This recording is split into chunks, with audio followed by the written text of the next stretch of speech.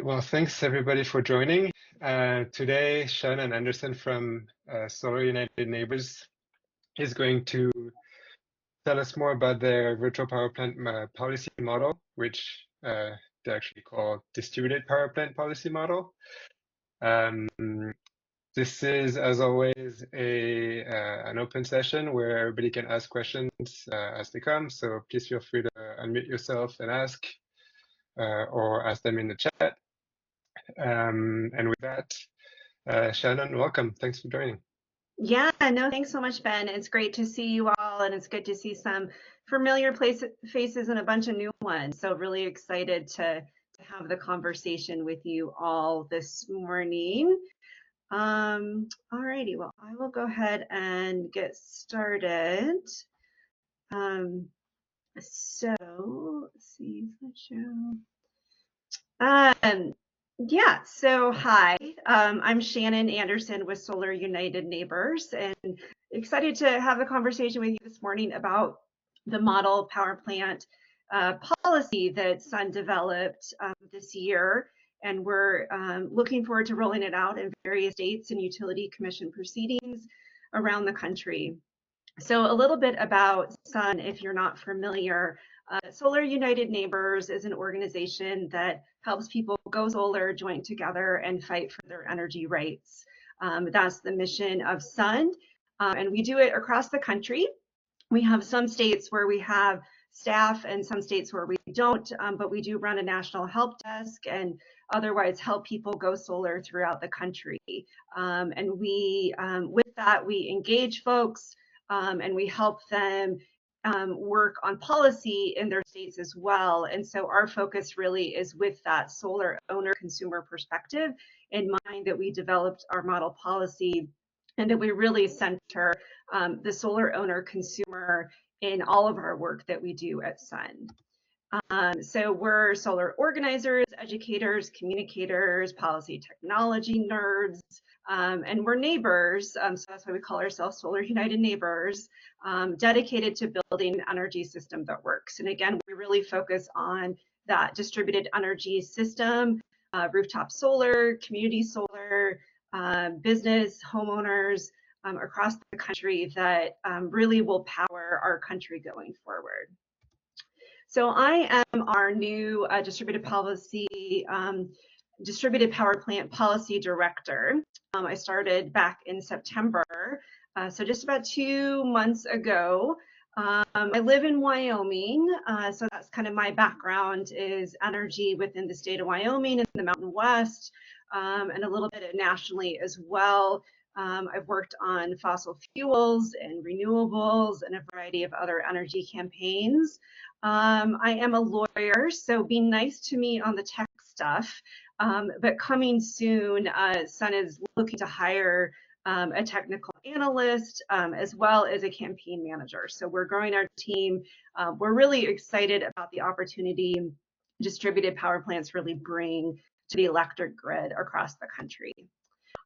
So I think most folks are familiar with what a distributed power plant is, but essentially it's a bundling up of resources that effectively act as a conventional power plant on the grid.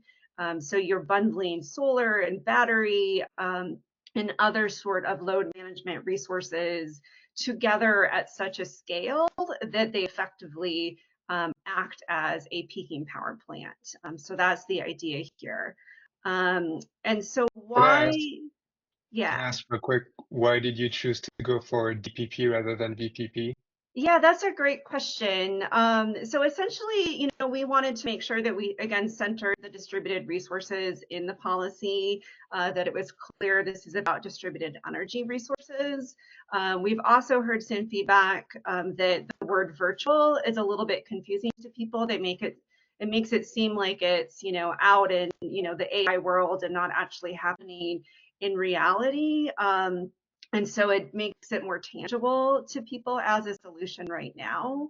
But we also know, of course, that virtual power plants, like that word, is getting out there. And so, we're not exclusive to it, especially if there's, an already existing use of the phrase virtual power plant. But we'd like to to start using distributed power plant a little bit more, again, because I think it helps to really explain what it is that we're trying to do, to make sure that it's about distributed energy as serving as a power plant on the grid. So hopefully that makes sense. All right, so why distributed power plants? Again, I think most folks are familiar with this, but again, it's available now. It's off-the-shelf technology. It's a grid solution that's available. There's no long permitting or construction timelines. They can be deployed in months, not years. So in contrast to large-scale renewable energy that is having some issues with permitting and construction timelines, distributed power plants are really available now and can be deployed that way. And then again, it incentivizes customers to do something they already want to do. So we know folks already want to go solar. They already want to get involved in providing the solutions for their own power needs. And this policy helps them do that faster and at a bigger scale. And it also provides a grid reliability, customer resiliency, and again, it centers energy independence in meeting growing demand, which I think going into even the next few years that we're facing as a country, the more we can focus on the core values that we all share as a country, particularly energy independence, and allowing folks to have that autonomy over their own energy systems, that will help this policy move forward faster. So we have just a quote to kind of exemplify this from the Chesapeake Solar and Storage Association. So, again, these are things you all know. Load growth area, we have a lot of peak demand issues, and distributed power plants really are perhaps the most cost-effective way to modernize the grid. So again, centering what customers can do, cost-effective policies, and these are all things that we think have a lot of potential in states across the country. So folks may have seen there was an article in Canary Media back in September that does a good job of explaining the SUN policy. And so our idea, again, is to kind of take what already exists out there and to really find the good, help kind of mitigate out the bad, and develop a policy that is available for any state in the country. So why a model policy, and why do we think this is needed? So there's approximately 4 million customers around the country involved in distributed power plant programs. Most of those are the load management kind of thing. Solutions and other programs are also out there. But unfortunately, most of these programs have not made it beyond the pilot stage. So they're utility driven, often utility created, and they're not really, again, centering the customer, the solar owner, the battery owner, the EV owner in that policy program. And so that has created lower customer participation in some cases, and also has created other problems for just deploying it at scale. And so we believe the right mix of state level and utility specific policy can change this problem, but doing it wrong will make it worse. And so that's why we really do need a set of principles that are common to really hold on to as we deploy these programs in states across the country.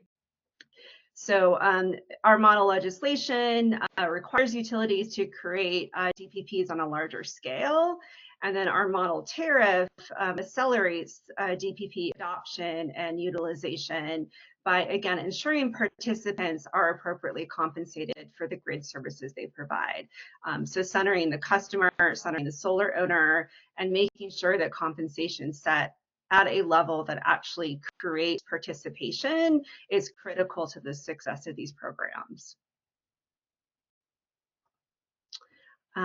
So most folks have probably seen the DOE liftoff report, and these are the challenges that distributed power plants face.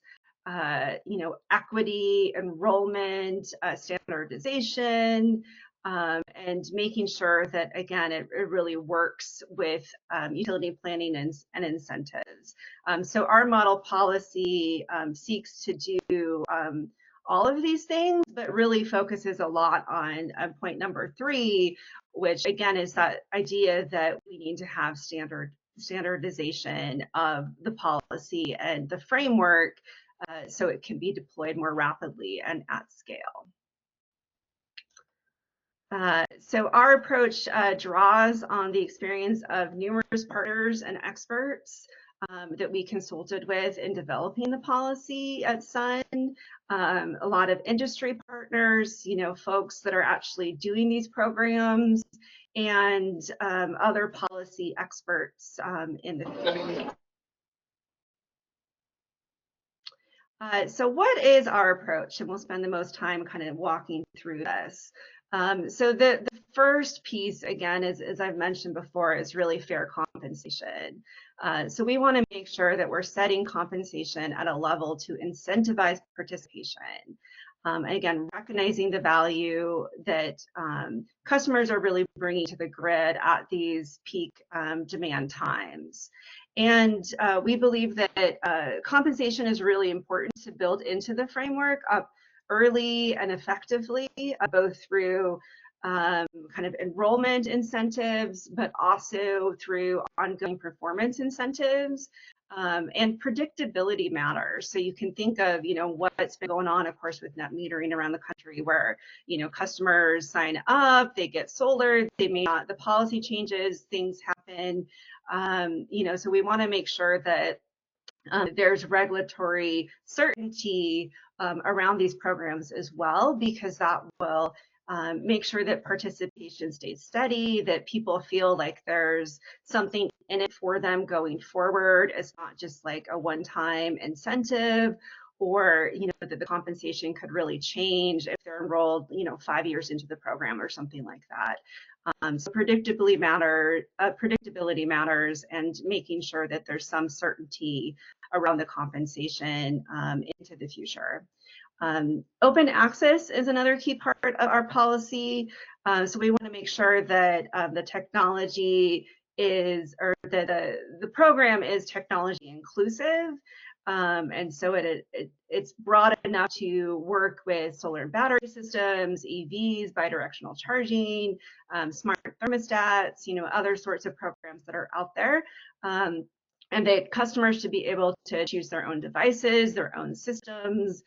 Utilities shouldn't be driving, you have to have this kind of battery or this kind of smart thermostat.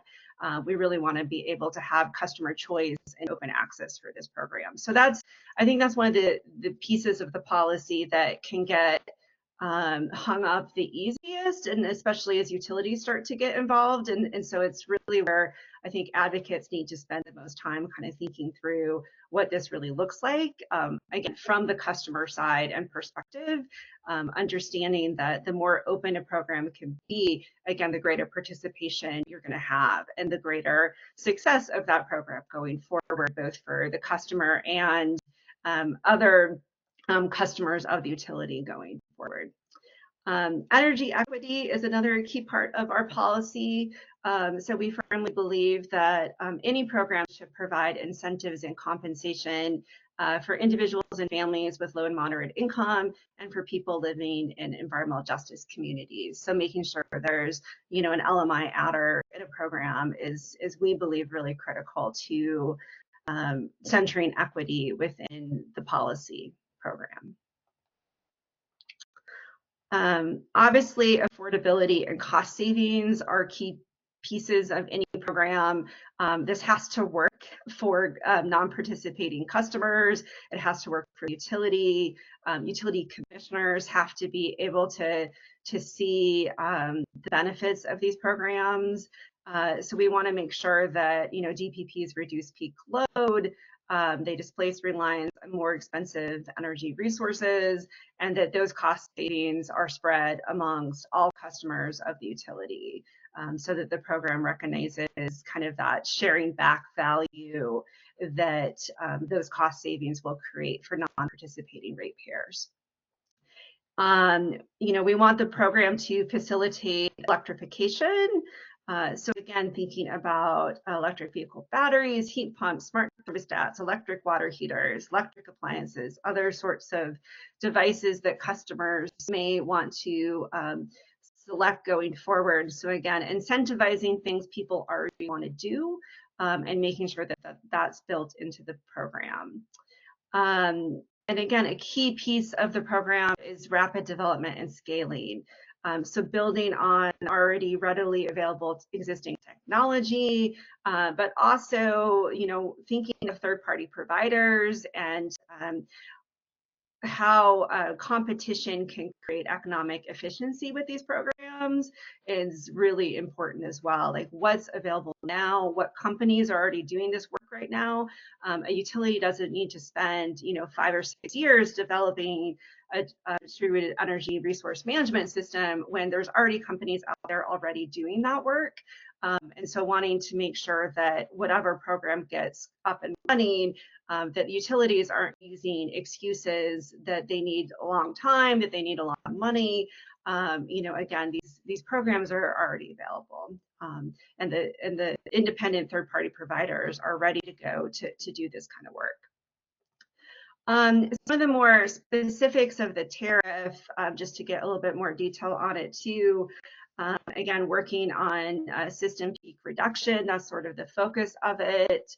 But also, we want to, again, center the customer in these policies and making sure that they have some sort of predictability about what this program is going to mean to their daily lives. And so having some parameters around dispatch windows, capability periods, how customers connect through these programs, the number of events, and then, of course, performance payment structures. So these are all really important pieces to be built into the utility program so customers know how it will work, how they will be affected, and that certainty of their participation into the future. So far we have started to engage in a few regulatory proceedings. This is some of them here: Maryland, New York, New Jersey, Pennsylvania, Wisconsin, Minnesota, Colorado, Arizona, and Texas.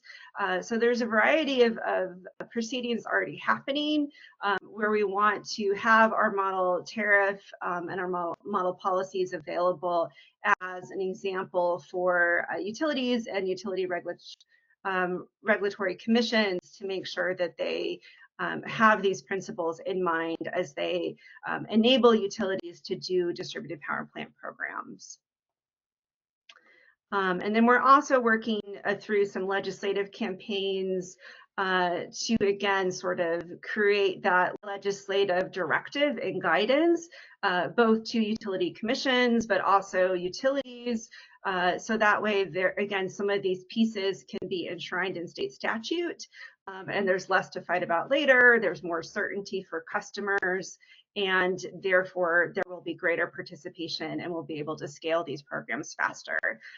So hoping to, have some successful legislation into the next year, and really, again, having that as a model for other states to look to at what can be done. Another key focus of ours is to have this policy really build and strengthen the DER ecosystem. So we want to lift all of your boats as well and make sure that there is an ability to, again, have technology inclusive programs to allow the private sector to really thrive as these policies get rolled out. And for utilities to understand all the value that you all are going to bring to the grid as well. And so we really are looking forward to working with different companies. I've had a lot of conversations over the last 2 months. That's largely what I've been doing, is just kind of meet and greets with companies as I've started this position. So we're really excited to see what you can offer, how we can work together, and would really encourage that sort of dialogue as we move forward with kind of rolling out these policies in states. And so what's next? again, so engaging in quite a few different states, both regulatory proceedings and state legislative sessions. We really want to focus on outreach and education. We want customers to be able to understand these programs. So we're working on explainers, fact sheets, webinars, hopefully some social media, videos, other sorts of tools to help people understand what these programs are, how they can participate, and then of course explain it to policymakers as well so they can start to be champions for these programs going forward. So that's a big focus of our work over the next year. And then looking forward, we're really interested in how these programs work with resource planning. So through, IRPs and how we can really select these resources as a resource for a utility into the future, that they really are starting to look at these as scalable resources within their territory. And then we also are, again, really going to focus on modeling and analysis to show the benefits for participating and non-participating ratepayers, making a case that DPPs maximize the value of solar and storage, not just for customers, but for the grid as a whole. And then really sort of addressing what is the cost shift issue, but turning it into a benefit sharing kind of case for distributed power plants. And so again, there's benefits that participating customers are going to bring to the grid, and those benefits need to be shared around for all of the ratepayers within a utility. And then setting the right compensation and getting some really good analysis to help going to be critical, because again, we want to make sure that compensation is at a level that really drives participation and that customers feel like they are getting value for their piece of the puzzle. So here's my contact info, and again, would really be interested in anyone reaching out to me, helping to further our policy. We plan to build it out a little bit more and really make sure that it is something that is a tool for folks to use. And we love to see anyone with questions or comments or that want to partner with us going forward. So. All right. So Ben, that is what.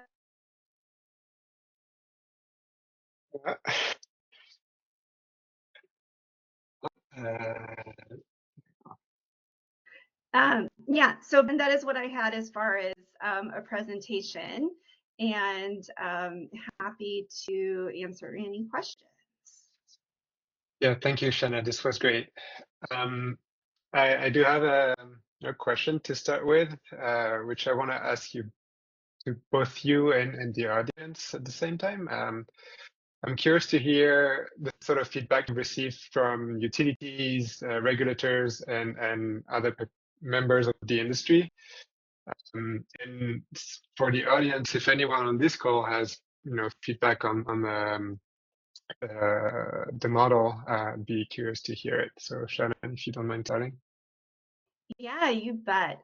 So of course, as these policies have gotten rolled out in commission proceedings and through state legislative drafting, utilities have been at the table.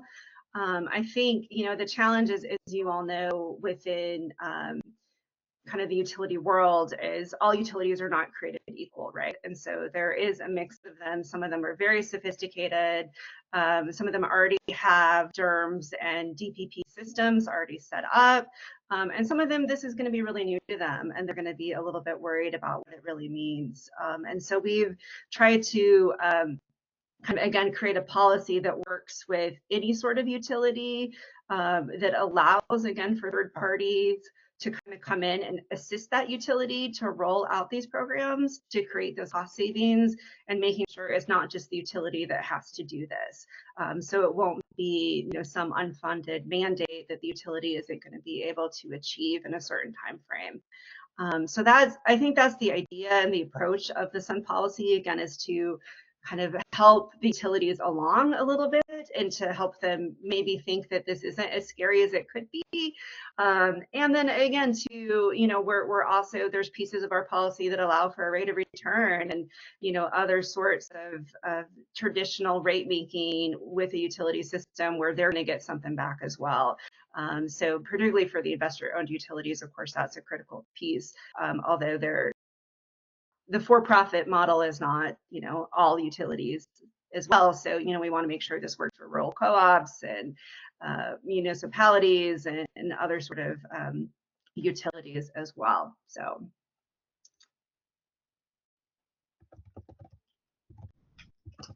Mind if I ask a question? Go for it, Charlie. So, Shannon, that was a great presentation. Very clear. Thank you very much. My question has to do with the DERMS. I was just watching a video the other day about Octopus Energy, and they've developed a DERM called Kraken. I don't know if you've heard of it. It's designed to be portable to other utilities, and it looks like one of the best and most sophisticated that I've seen worldwide. And I just hope you take the chance to reach out to Octopus Energy. They're based in England, but they are already working in the US, because it looks like the Kraken software might be the one that's going to win the game. Also, separate topic, your presentation worked great for us, but do you have a different presentation for the utilities? Because I didn't see incentives for utilities to come towards us in this presentation. Yeah, thanks, Charlie. Those are really great comments. So on Octopus, yeah, definitely aware of them. And I think our Texas staff has talked to them somewhat because they've been involved in the ADR program in Texas and have had quite a bit of success. So excited to see where that all can go. And then we have not yet created a separate presentation for the utilities, but I think you're right. And again, I mean, there have been conversations with utilities around the country, and happy to talk with them and kind of think through what this could look like. What we don't want to see is utility ownership of distributed energy resources. That's definitely a non-starter for us in the policy, particularly behind the meter resources. And so we have seen some proposals to that end from utilities already, and really want to make sure that that isn't the way forward. And so, occasionally utilities are not going to be our friends, and we are going to have to band together as policy advocates and make sure that we stand up for things that we believe in. But to the extent that we can be cordial and, make these systems work for utilities, we also want to make that happen. Obviously, utilities carry a lot of sway, particularly in state legislative proceedings and utility commission proceedings. And so, making sure that we're not just battling their experts all the time as well is really important. So, we believe there's opportunity for collaboration and moving forward, but again, without sacrificing the core principles that have built our policy. Thank you. Yeah. Greg. Hello, I'm a ratepayer in Minnesota Excel, and for example, our programs. So my question is going to be about bring your own device. So bring your own device opens up a lot of questions. So right now, for example, the thermostat programs in Excel Minnesota are limited to a finite set of devices. They have to be new. There's a lot of restrictions, right? I'm wondering, it kind of implies that there should be some common data standards for participation by devices or by DERMS, which may or may not exist. And sometimes night device lists are a way of having a de facto data or exchange standard so that you don't have to prove that your device meets these standards. I'm just wondering about that. That was the only piece in the presentation that I wonder, that I'm thinking about barriers to acceptance by utilities on. And as a software implementer, I've also run into those as well. Like, what exactly is it that you want from these devices to allow participation? Is it 1 second granularity on load with these parameters? Is it, whatever it is? So I just mentioned that one might be a tough pill for reasons that are non-obvious from a policy side and are more obvious from an implementation side. Yeah, thanks, Greg. That is a critical question as well. We've definitely thought through that. There are some standards within our model tariff that kind of get to that question. But certainly it will change, going forward as technology changes. But again, we want to be as technology inclusive as possible. We also want to build in at some point some, data protection and consumer protection standards into the policy as well. So making sure that consumers have access to the data, that they provide to the utility, that there's, that two-way communication on data access, and then also for consumer protection to make sure that we're protecting consumer data and privacy and all of those pieces as well. So yeah, those are really critical concerns and questions. Obviously security is an issue for utilities, as it should be. We've seen some real life examples of when utilities don't have the right security and what that can do to the grid and customer resources. So, we want to make sure that we do take those concerns seriously, but at the same time, we don't want to overblow them to the extent that you're limiting the ability for certain technologies to participate in these programs.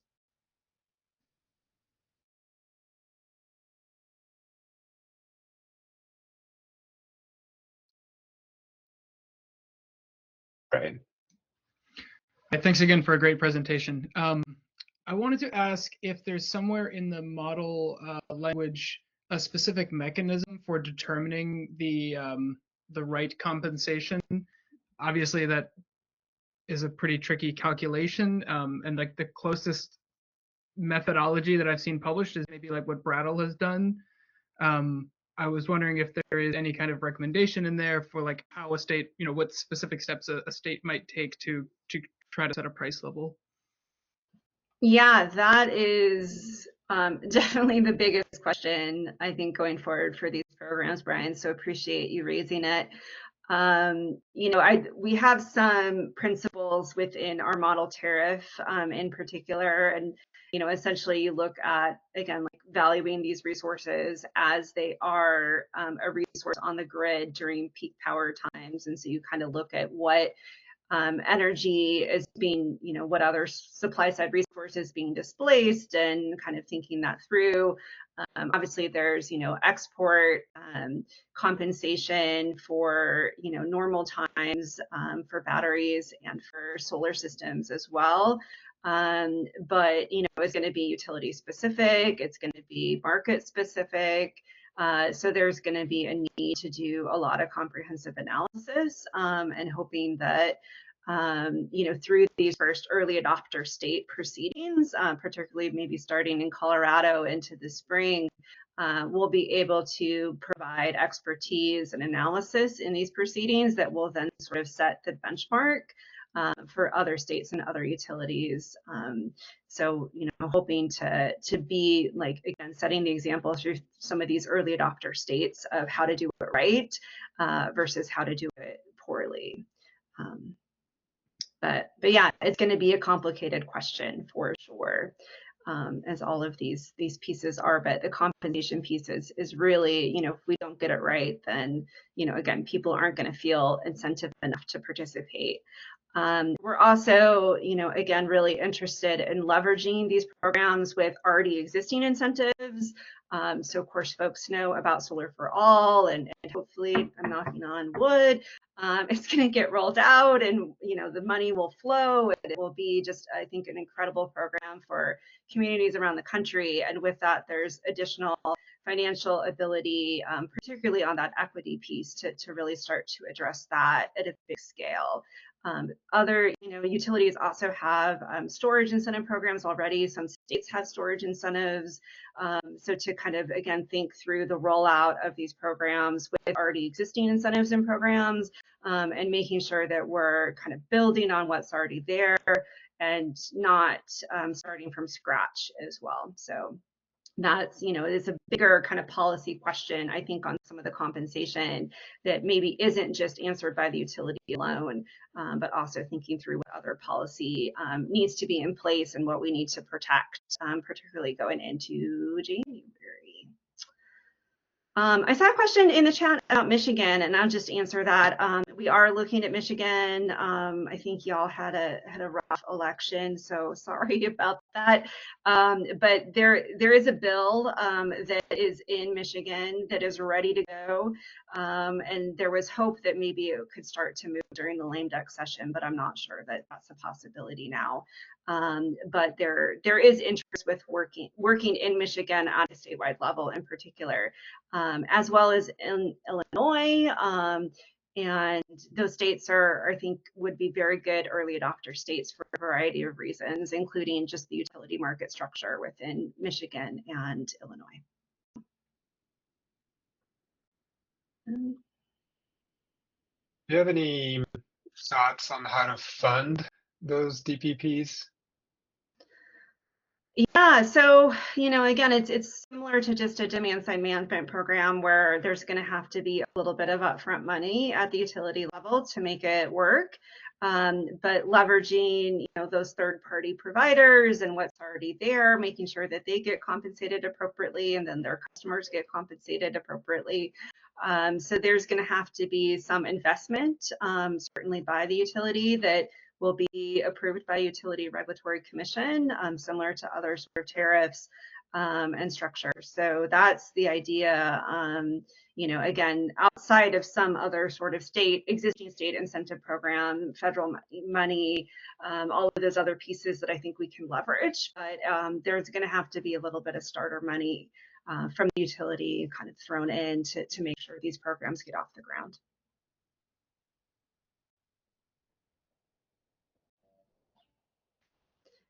But yeah, having the right analysis again of the cost savings and why utilities should do this, why it makes economic sense.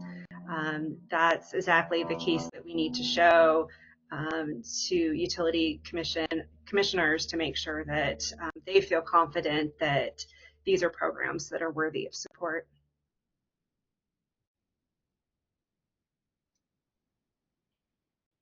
Maybe then a follow-up question would be, what kind of evidence is convincing to commissioners and regulators?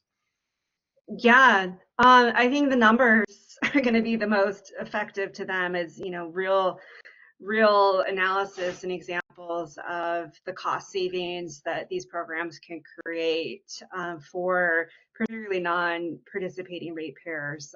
Because again, we want to stop any sort of argument about cost shift from the very beginning, because these programs will actually serve to create benefits and shared benefits, not shift costs. And so the more, again, we can have good analysis of what those benefits are and why they make sense for utilities. And again, I think that some of these programs are going to have to operate at a larger scale for those benefits to really be realized. And so that's part of the idea behind the policy as well, that pilot programs might not be creating the benefits the way that utilities or utility commissioners thought they would.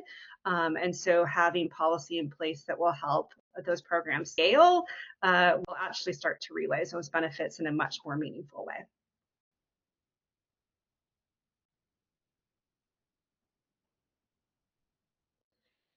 Anyone else? Questions?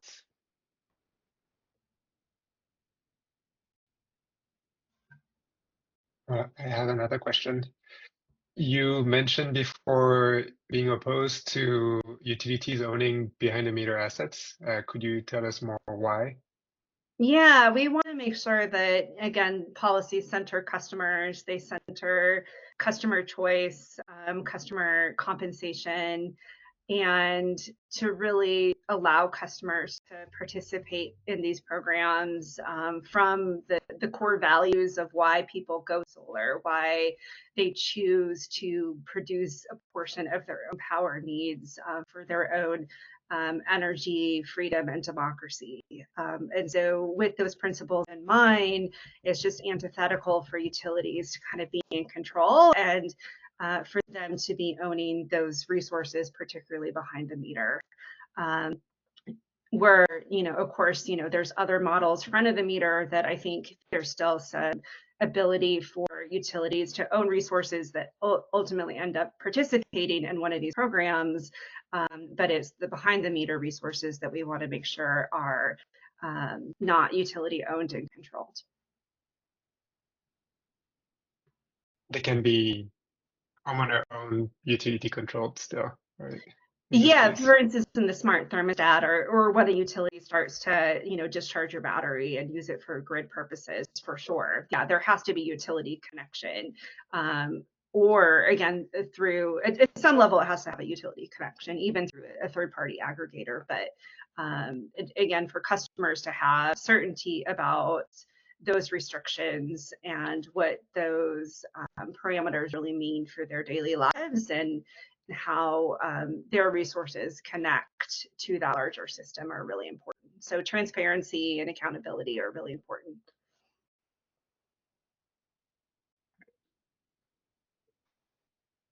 James has a question on interconnection issues. James, do you want to unmute yourself and ask it?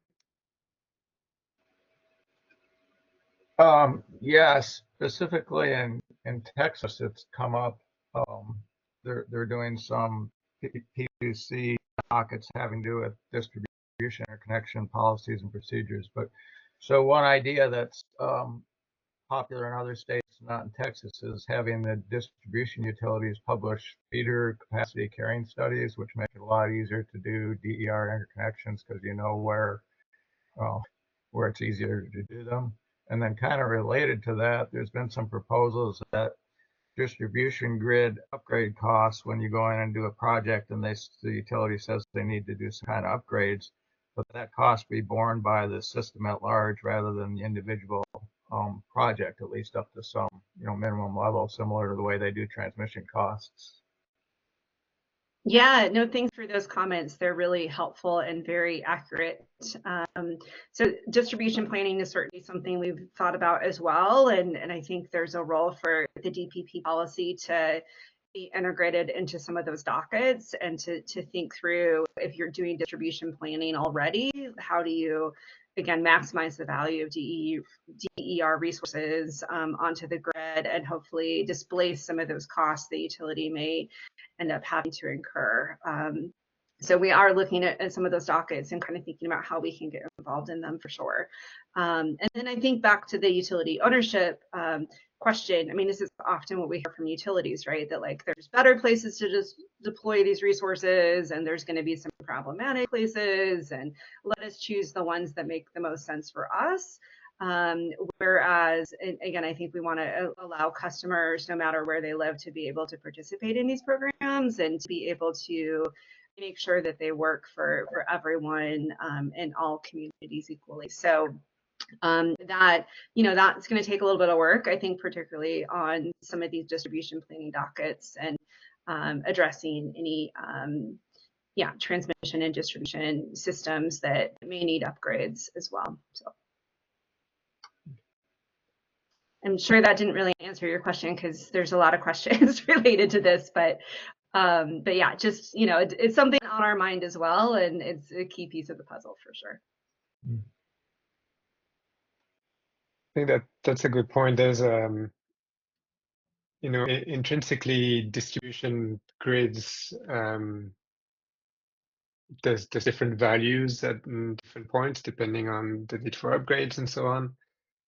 And so in my mind, there's sort of a need to compensate, people in different areas at different levels depending on how much their participation is required. But at the same time, it goes against this sort of equity or equitability principle. What's your thought there? Yeah, I think that's right. I mean, you could get into sort of like a nodal pricing kind of system where, the peak power cost really of that node of the system is X and maybe it's Y over there. And so you're paying people more if they're in the X versus the Y.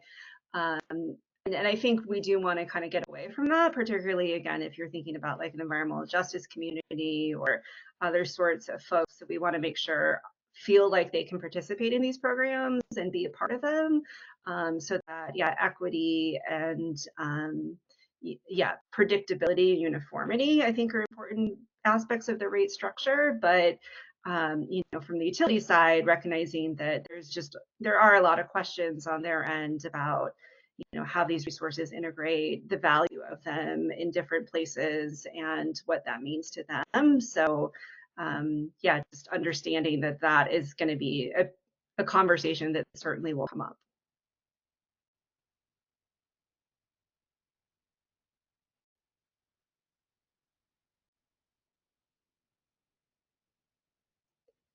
Yeah, questions? Yeah, these were really good questions, so appreciate them all. Ali. Yeah.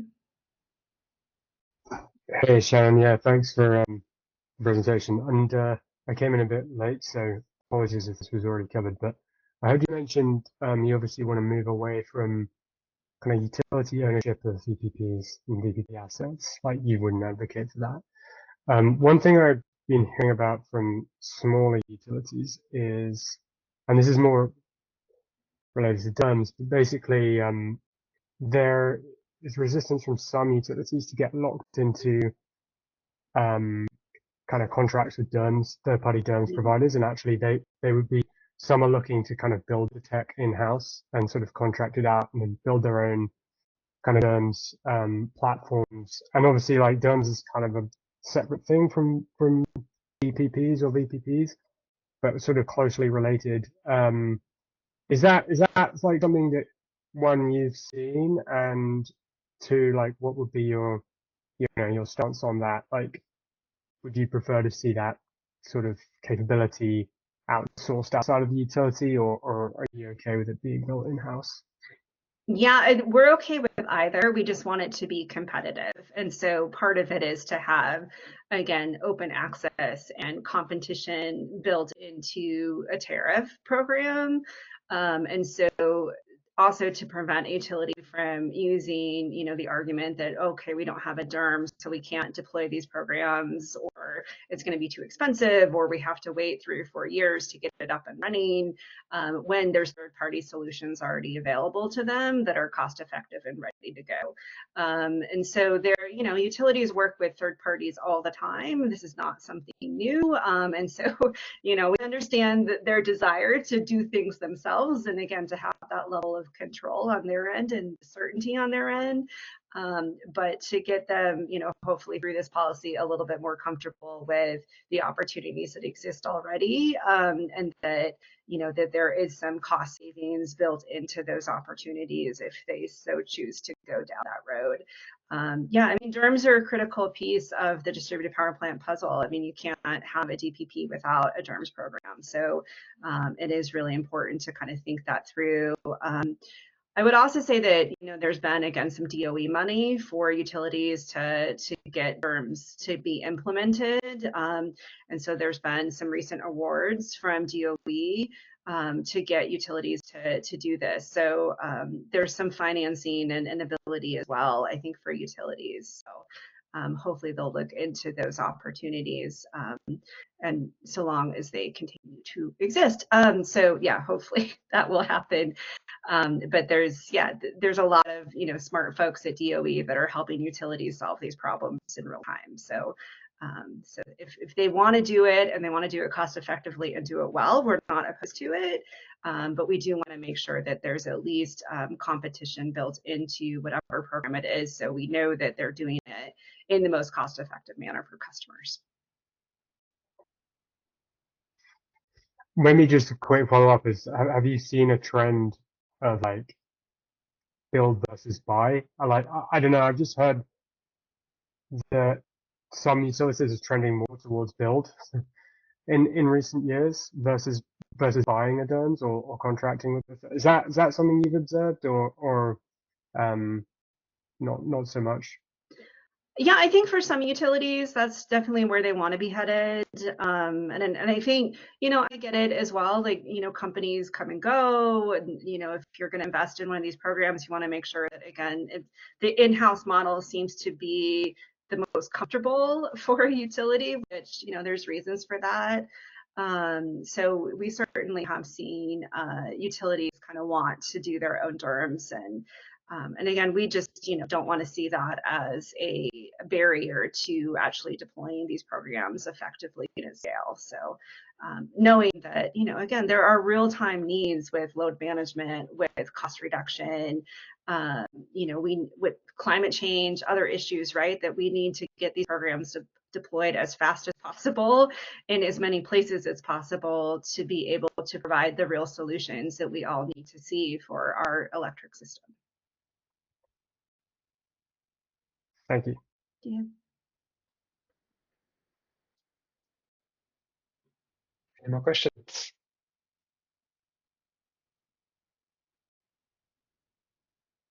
All right. Well, thank you so much, Shannon, for your presentation, your questions, your answers. Super insightful. How can we help you going forward? Yeah, I would just say reach out. I'm happy to talk more offline with anyone. These conversations will continue.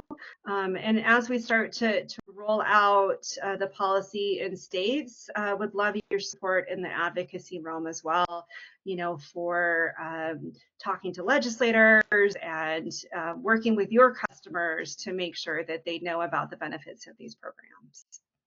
So yeah, great. Thank you for the conversation, and thank you for the conversation before me as well. I think it's a great resource for the DER community to be able to have this program. So appreciate it. Thank you so much. And thank you everybody for participating. Yeah. Everyone. Thank you. Bye. Bye.